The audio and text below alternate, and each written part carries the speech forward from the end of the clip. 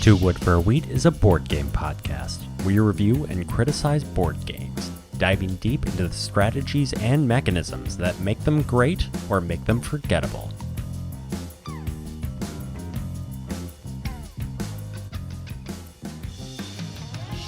Welcome to Two Wood for a Wheat. My name is Patrick Flannery.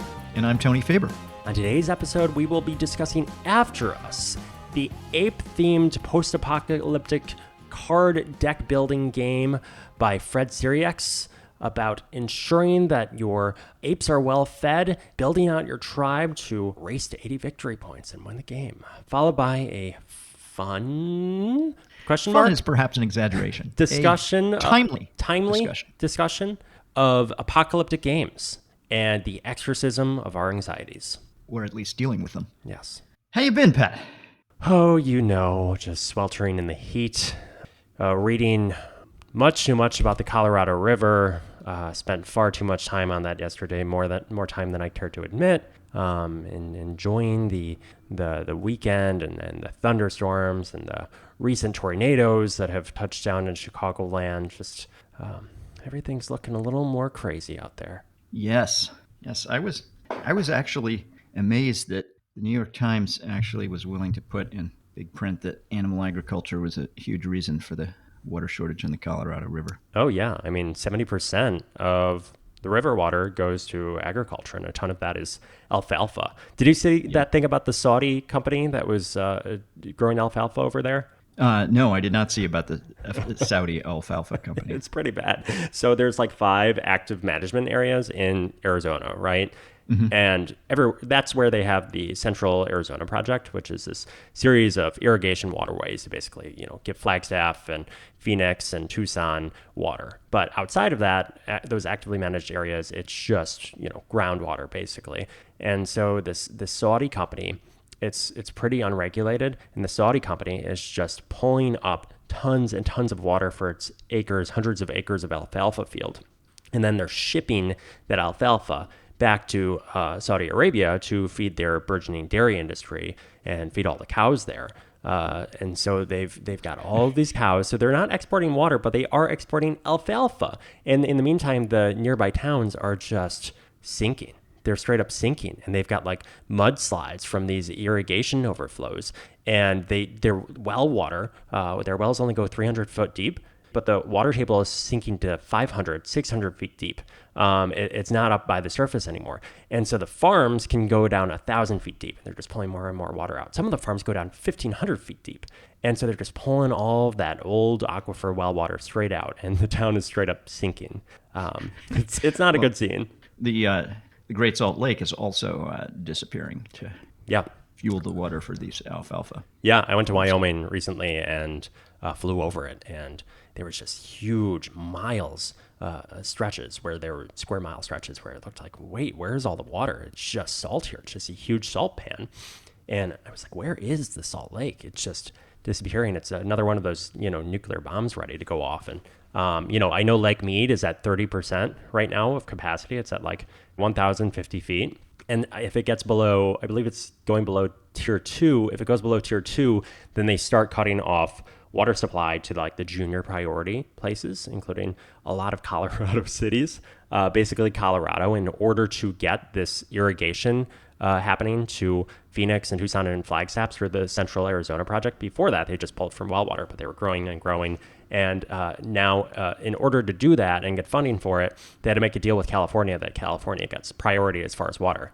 So California, with all these farms, is able to, get all their water, while Arizona's communities, which are probably too big to support the, 500% increase that they have there. Phoenix Metro is like 5 million people now. It's crazy. They are having to pay people to not grow grass, and they are paying golf courses to not have grass, which, God, it's such such hubris to build a golf course in a desert anyways. But still, it's amazing the kind of mechanisms that they're implementing right now, including with the American Recovery Act, or it's the one that came after that. I'm forgetting what it's called. Inflation Reduction Act. Inflation Reduction Act. They are paying farmers not to grow fields and let their fields go fallow now. it's crazy the lengths that they're going. And, Lake Powell is so drained now that you can actually see the river again. You can see this valley and people are going whitewater rafting again. So it sounds like these things are drying up. Yeah.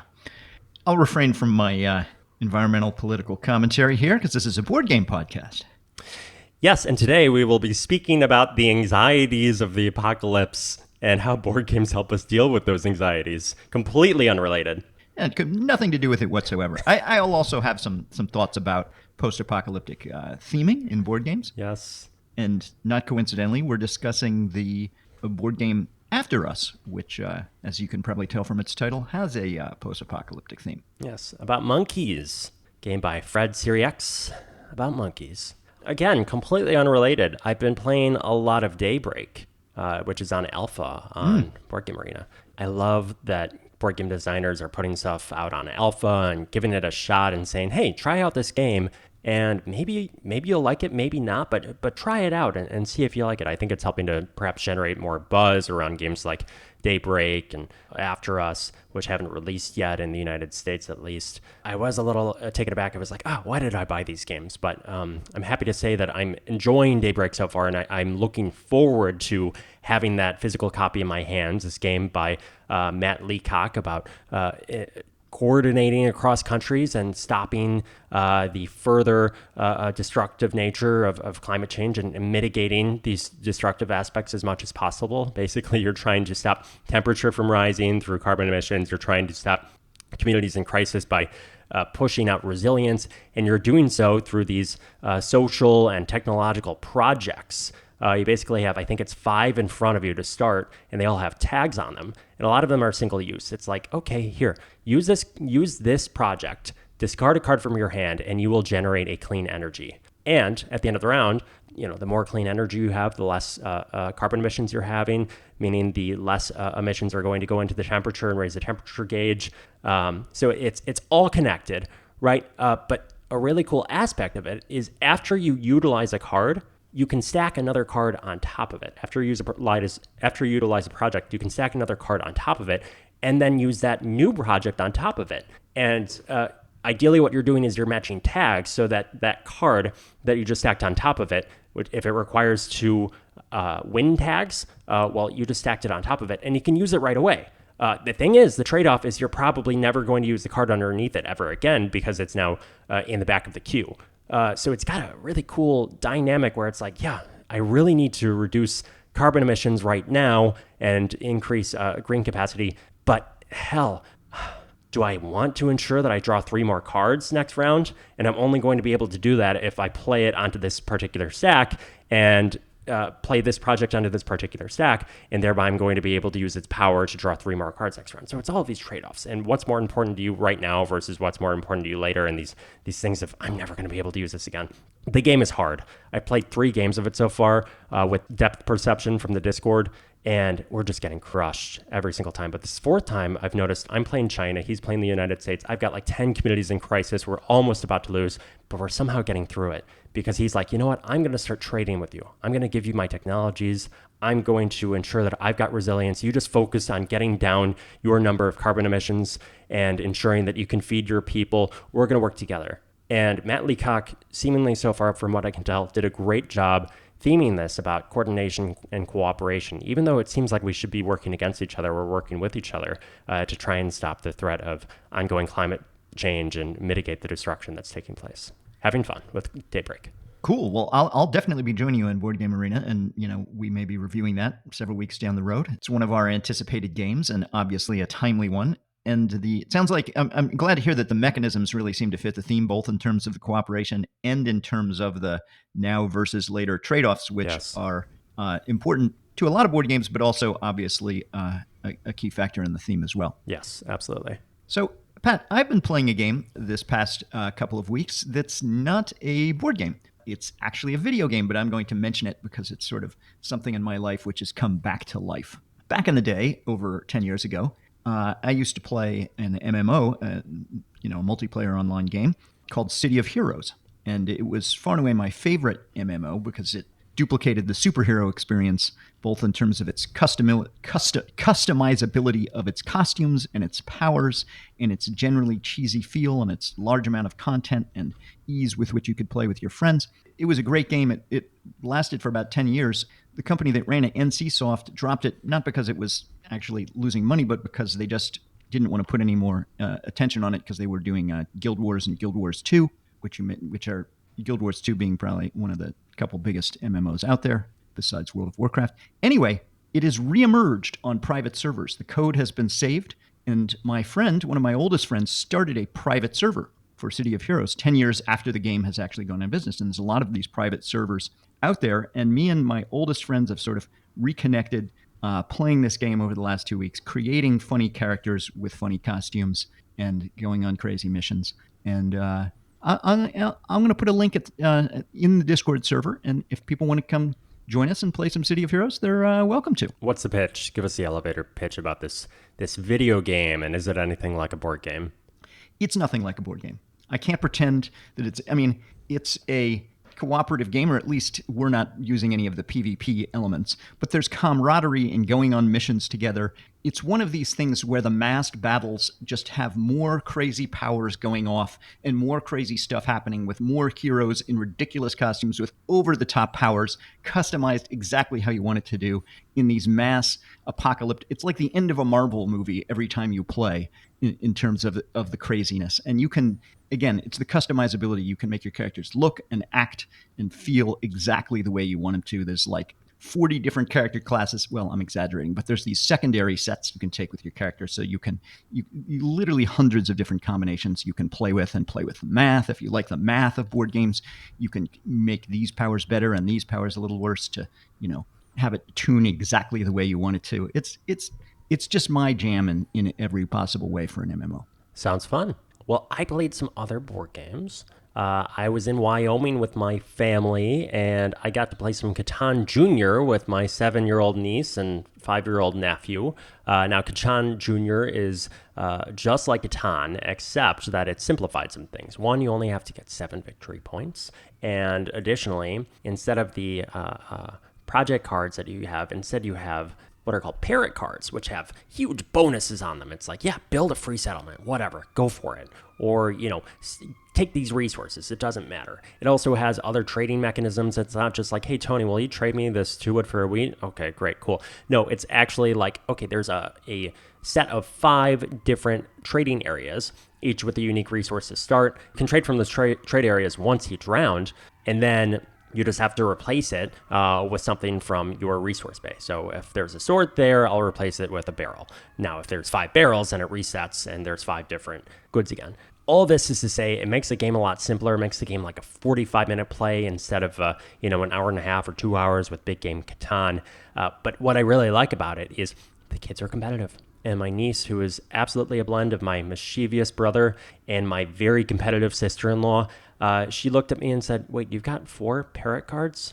Well, I'm going to take the rest of them. And she proceeded to take 12 more parrot cards and took so many parrot cards and got so many bonuses that she actually exhausted the parrot card deck. She was like, wait, there's no more. No, you took them all, honey.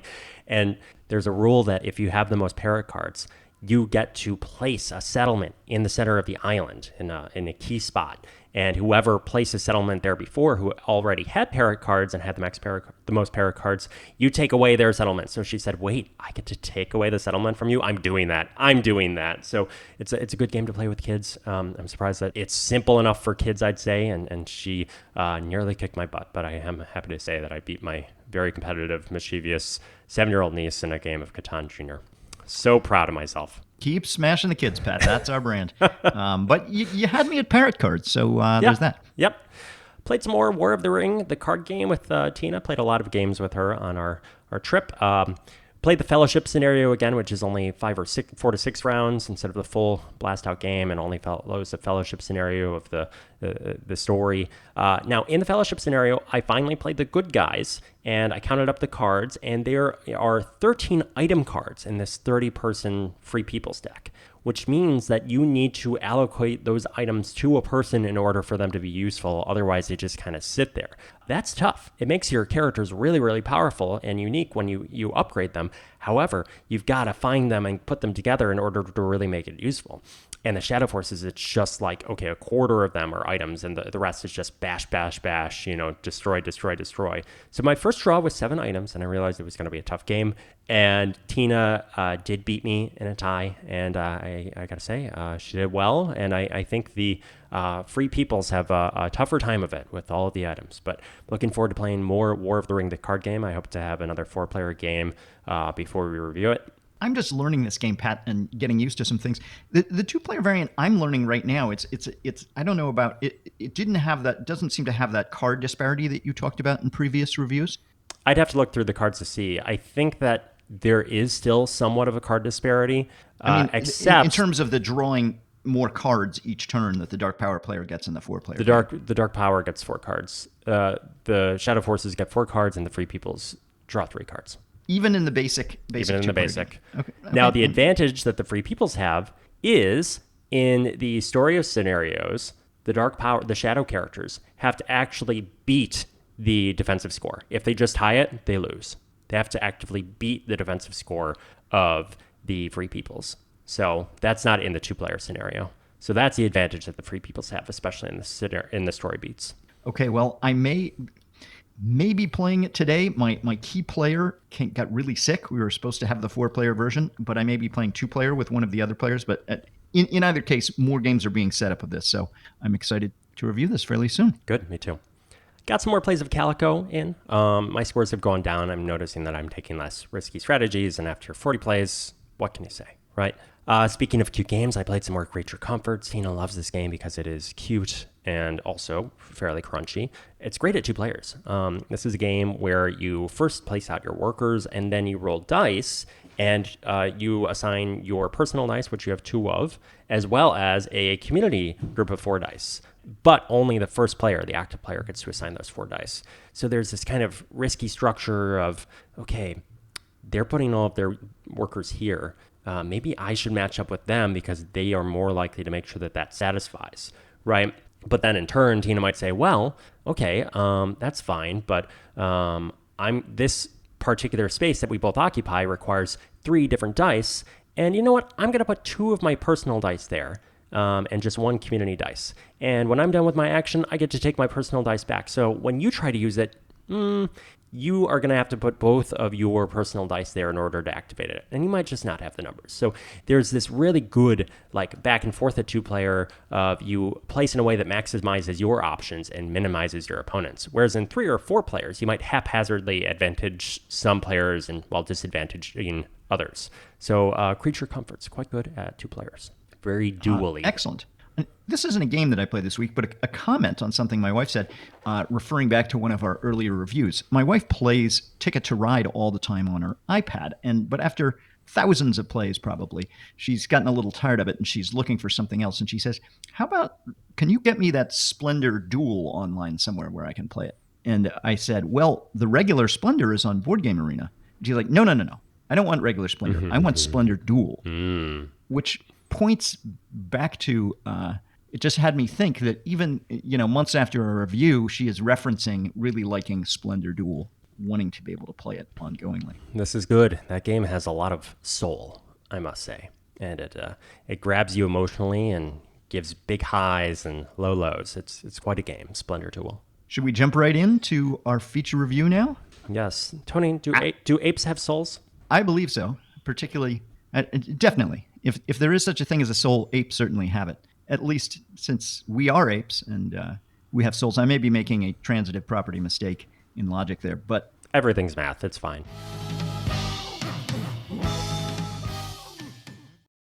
In After Us, which you could say the theme is blatantly cribbed from the famous movie Planet of the Apes.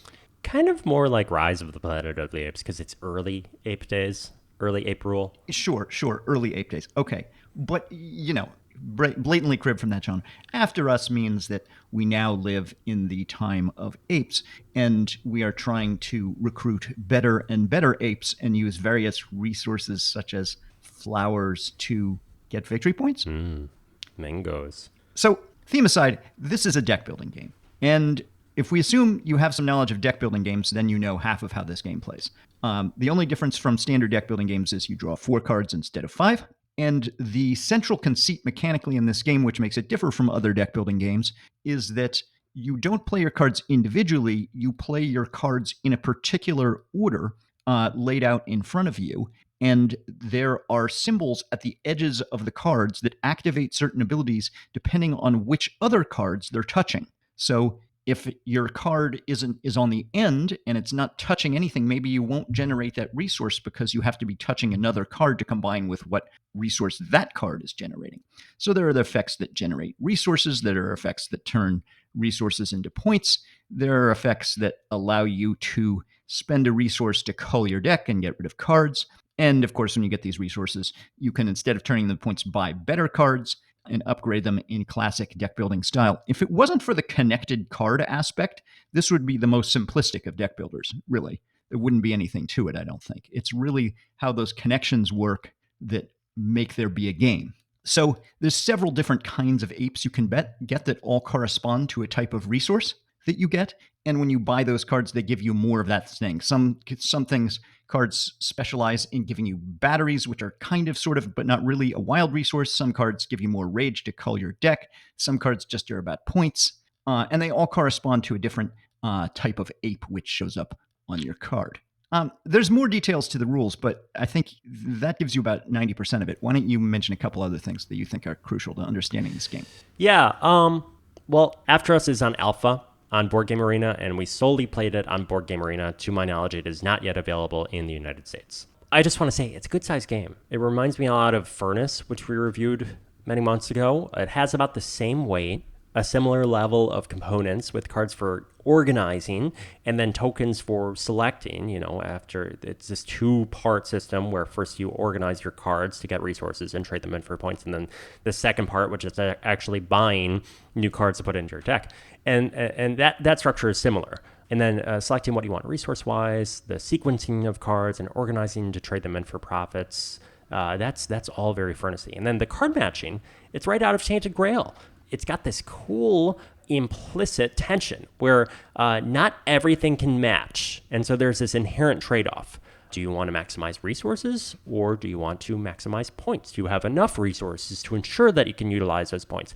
Can you ensure that you are able to generate points while also having enough resources left over to buy a new ape to put into your draw deck? And actually, the ape, which is nice, it goes right on top of your draw deck, so you can use it right away.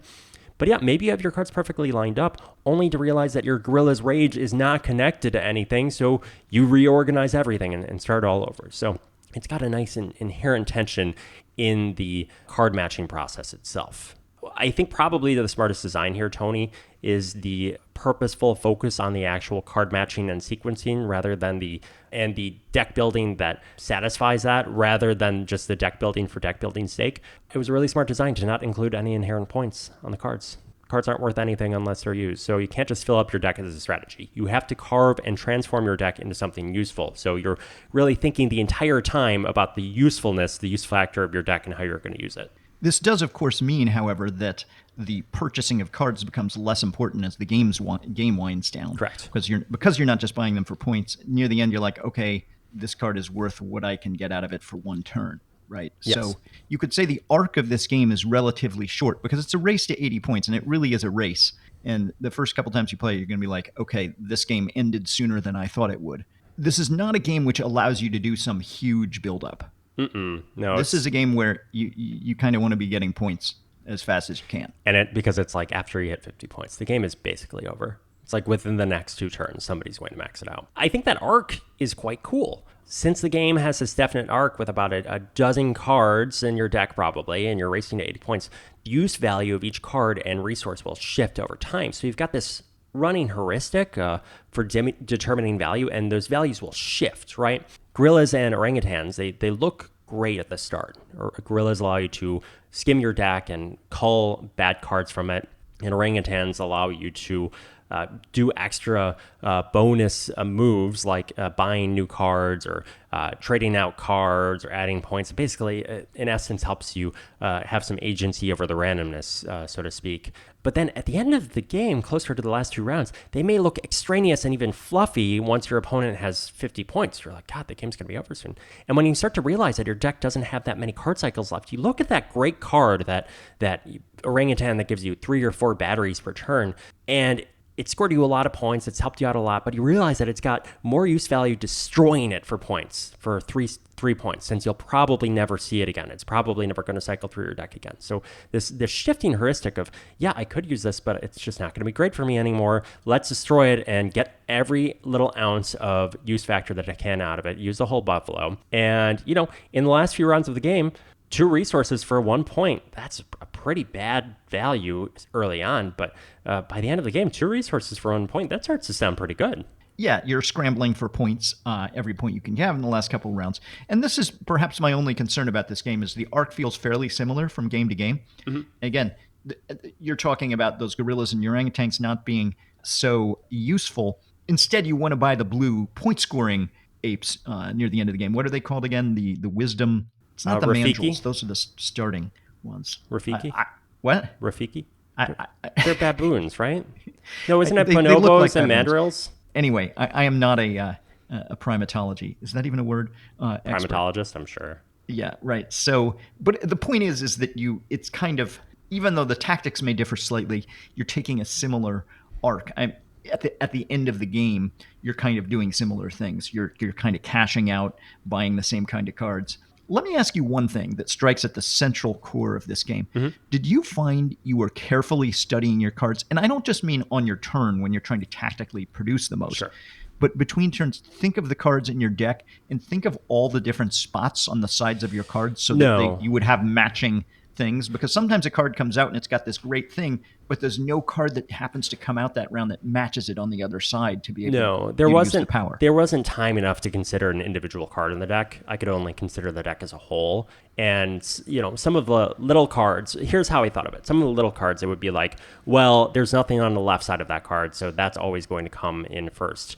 Or I was occasionally thinking about the orangutans that I had that said, okay, if you have 3 monkeys that aren't the same kind of monkey, then, yes, and I know that apes and monkeys aren't the same thing, whatever, fine, but I'm going to call them monkeys. But if you have 3 monkeys that aren't the same, then you'll get this many points. So I would think about those to a certain extent.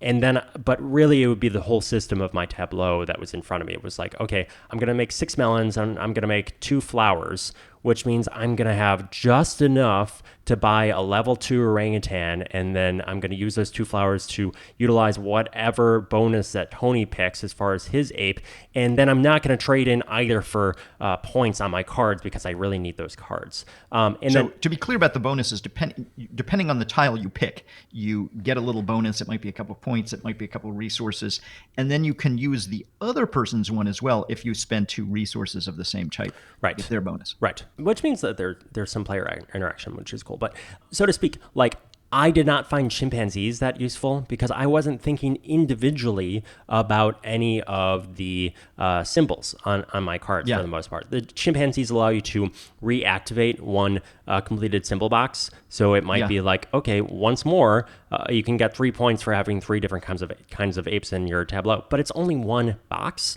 So it doesn't have that much use factor, I don't think, in comparison to just matching one more symbol, right? So I didn't think chimpanzees were great. I kind of stayed away from having to think too hard about the chimpanzees as well. Yeah. And I wonder if that's just playing the game for early on, or whether it's actually a thing. Yeah, I played it 3 times the game, and I will play it some more and see if chimpanzees are any good. Maybe if I stockpile my deck with chimpanzees. I saw a lot of use factor out of having the point scoring. I think they are mandrills, as well as the battery orangutans, because you could reuse these agency shifting mechanisms, these randomness shifting mechanisms. The batteries I think are really cool. They basically will allow you to use these 3 electronics at the top. At least in the base game, the electronics say, okay, shift one of the cards out of your deck or out of your tableau and replace it with another one from your deck. And the next one says, use more batteries to score 5 points. And the next one says, use a bunch of batteries to just buy a card.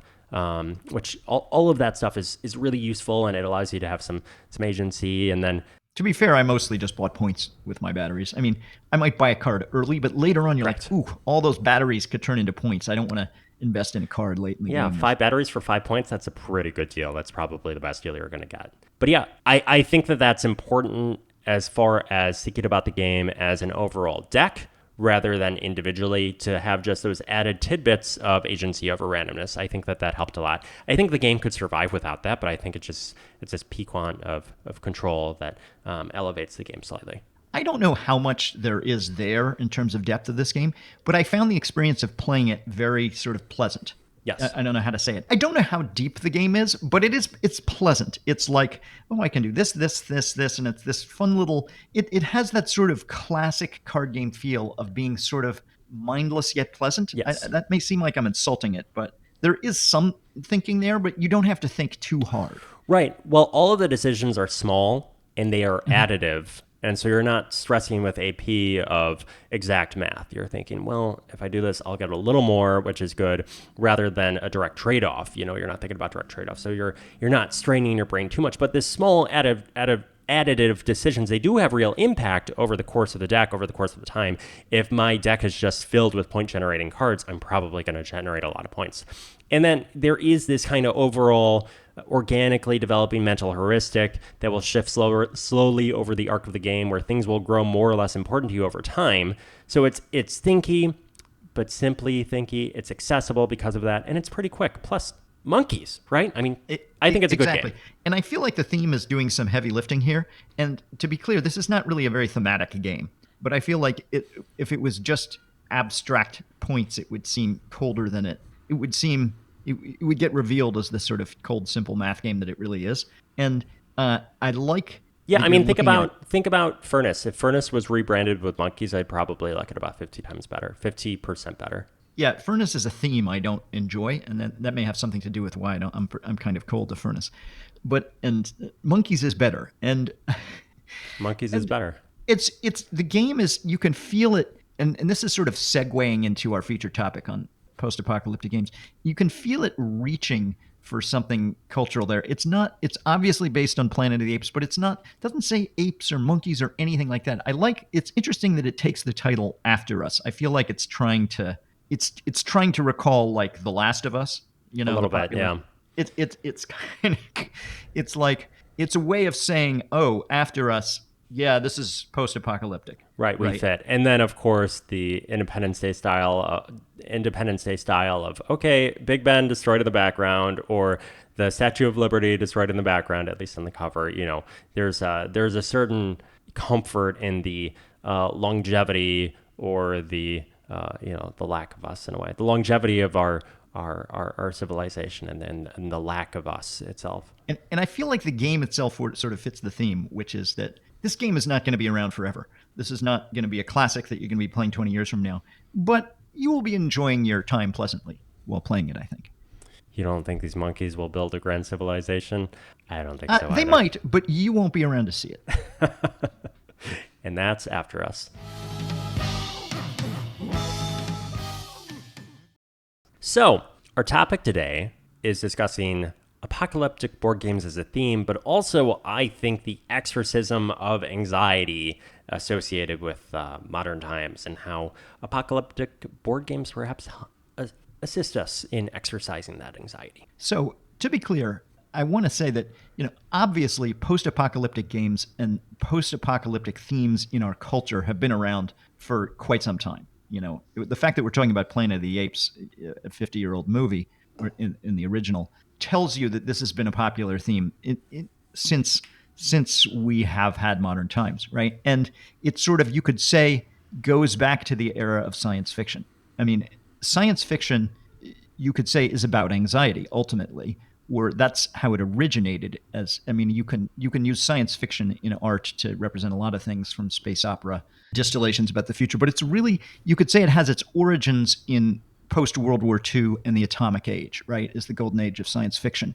And our anxieties about the atomic age and our anxieties about the future get expressed in science fiction and what we see in the future. And this has been going on for almost, 3/4 of a century here, Yeah. right? And It's not like board games are suddenly saying, inventing this theme. Yeah, and I have that note too, that effectively, at least in American society, with the advent of the nuclear age, it can either be a tool and help us reach a prosperous future with, nuclear engines, or it can be a weapon and destroy everything, right? It's the same for board games. I think that they're the two sides of the coin. The future where we harness our energies and collective efforts to reach the stars in science fiction set in the near future. Or the flip side of that is, we use those tools to destroy ourselves. And both are kind of set after the havoc, after the chaos of the modern day. It's after we've either solved the issues that are presented to us or we've succumbed to them. Yeah, and you can see how that expresses itself in art and in board games is more concerns. Instead of having these atomic anxieties, it's more climate-based anxieties, right? That show up in the various themes of the games we see. Daybreak. Like Daybreak, and you also see games that are trying to reduce the anxiety by creating a theme which is hopeful and it has a rebuilding theme. So in one sense, the sort of post-apocalyptic rebuilding theme is a nice twist on sort of a primitive build up your culture or civilization in, Europe or Mesopotamia or Rome or something, which is where Eurogames started, right? You're building up your civilization in the past through resource management, right?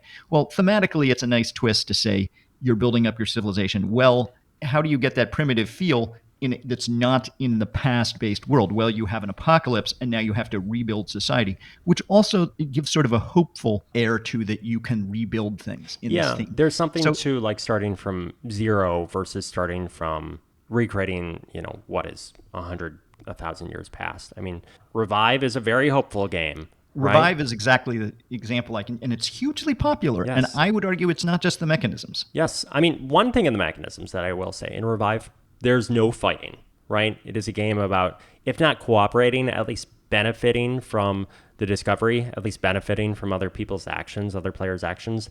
And it pitches this future where we come out and either we've learned from our destructive habits or we are somehow just past them, like a babe who's never experienced violence and has no destructive predilections. And they're just discovering the old world and redoing human civilization with no fighting, purely about discovery and accidental cooperation.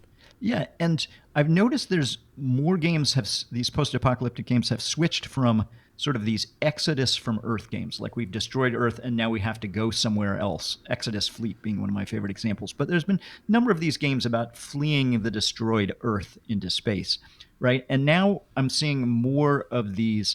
No, it's about rebuilding the destroyed Earth in themes. Or accepting it.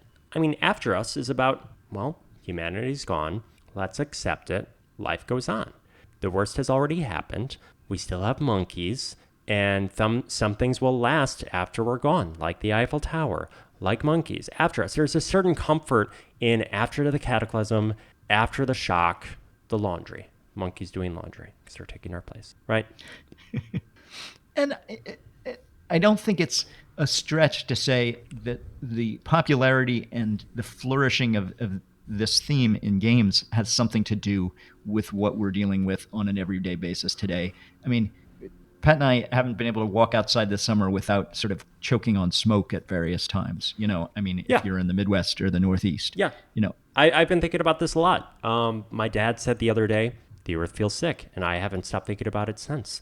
Tony experienced 800 AQI the other day, which is, it means the air is poison, and it's like a month ago, but but it's the equivalent of, okay, well, I don't want to go to the field to walk the dog because it's raining out. Well, I don't want to go walk the dog because the air is poison. But that's just kind of what we're accepting now, right? And then the Colorado River, okay, Phoenix just had to stop. They aren't allowed to build any more new residential properties because they can't guarantee the water rights for the next 100 years. That's just a reality now. I believe it's State Farm no longer insuring in Louisiana or in California.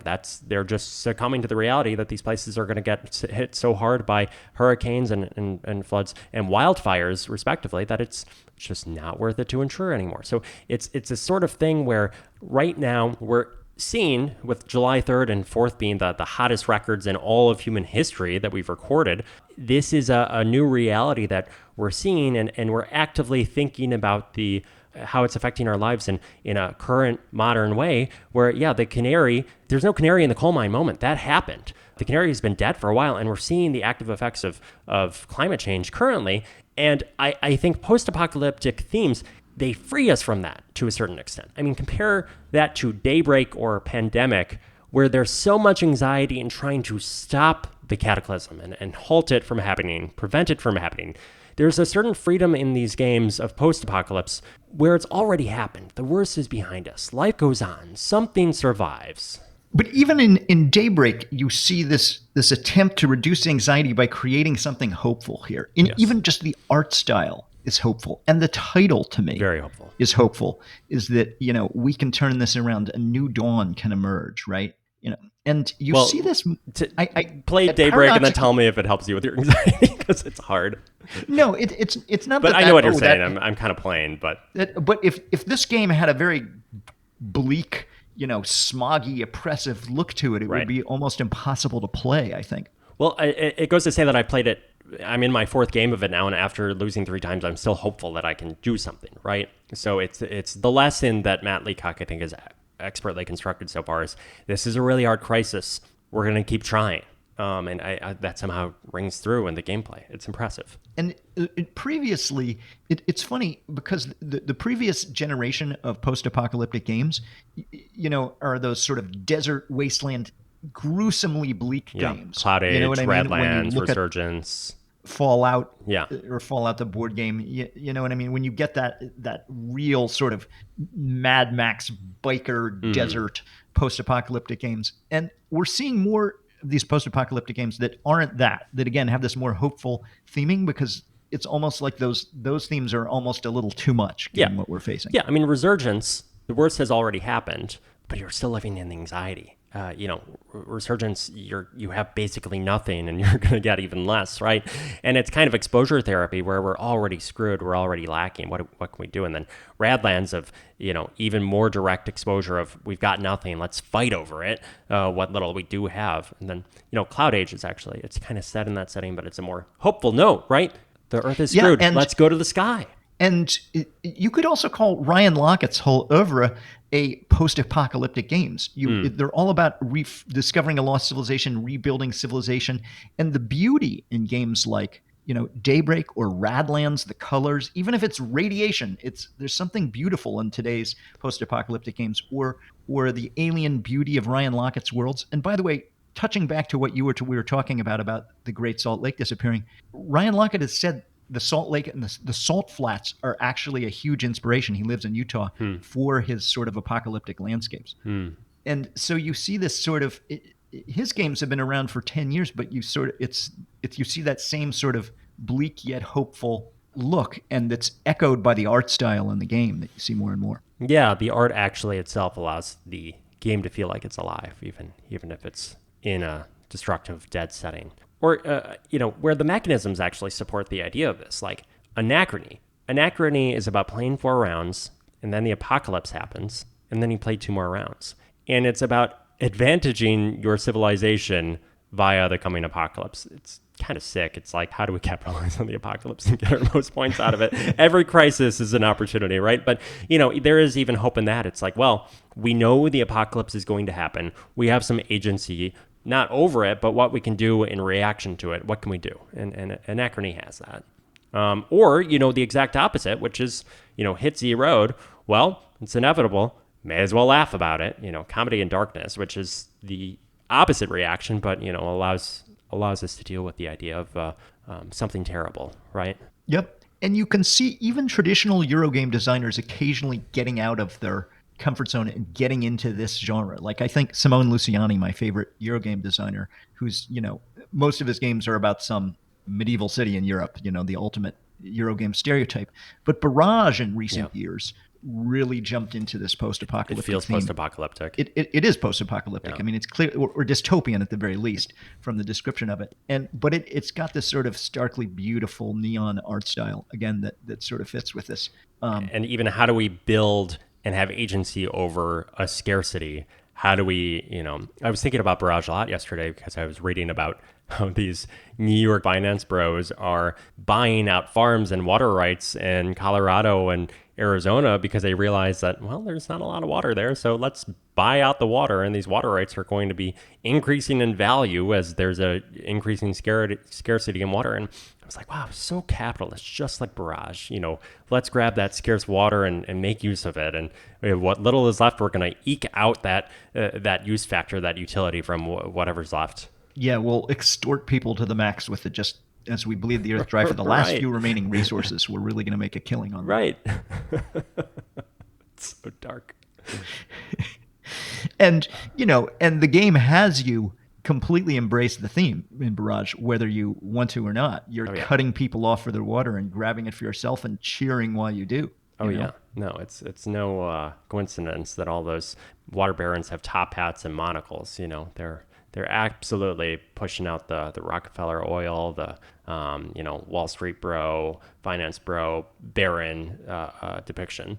And even games, I'm going to say, that are not explicitly post-apocalyptic in their theming, often you'll see these sort of nature-themed games today that are about growing your civilization in a natural way. That doesn't say there's been some apocalypse or that we have to prevent it, but it's almost like when I look at games like Bitoku or the upcoming Arborea with their neon colors and natural associations, you could almost feel like it's a post-apocalyptic game. You know what I mean? Rebuilding a civilization in a more natural way. Well, it's because it doesn't have us. It's, you can rename Bitoku without us, right? And you get the same sort of feel. You absolutely could.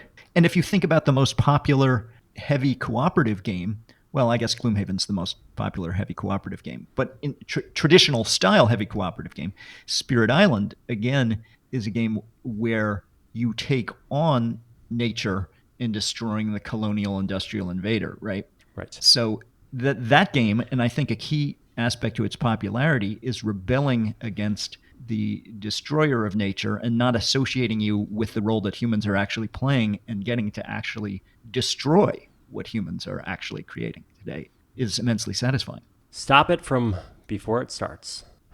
I'm not sure what note to end on here. I mean, I feel fairly exercised myself at this point, having played many games of Daybreak and thinking through these various games like After Us, which discuss effectively help us deal with our anxiety about all this. But there's also a certain revelry in the moment, in a strange way of, well, I told you so, this is happening, what are we going to do now?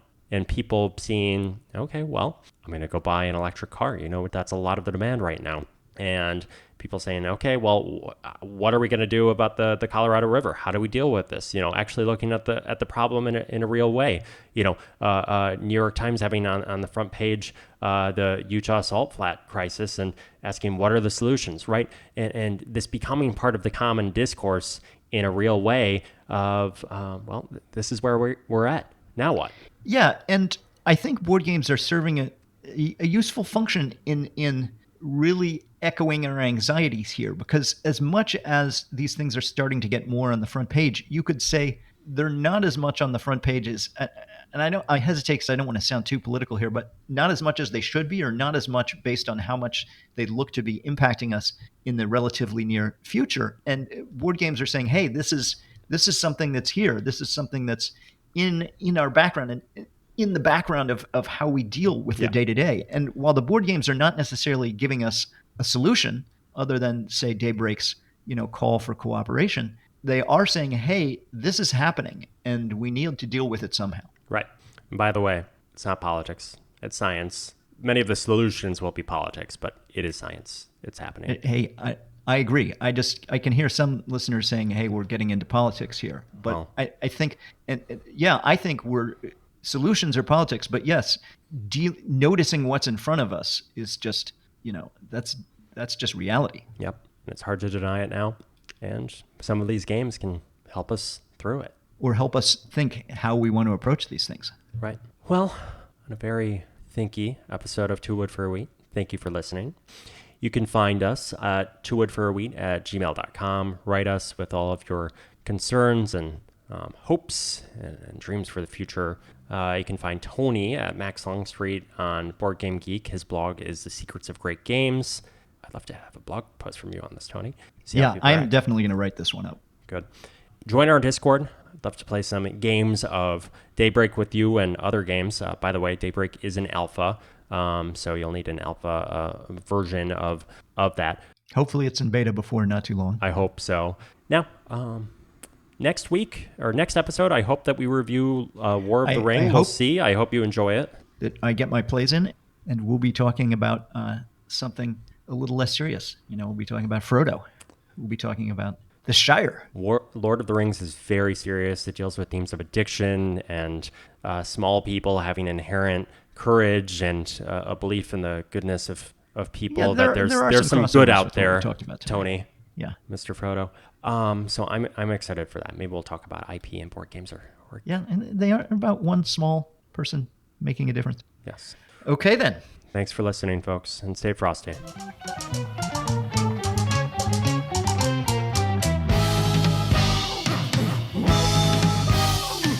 Two Wood for a Wheat is recorded across the airwaves in Bear Creek, Pennsylvania, and Chicago, Illinois. We're produced by Tony Faber and edited by Patrick Flannery. Follow us on Instagram at TWFAW and find more episodes and blog posts at TwoWoodForAWheat.com.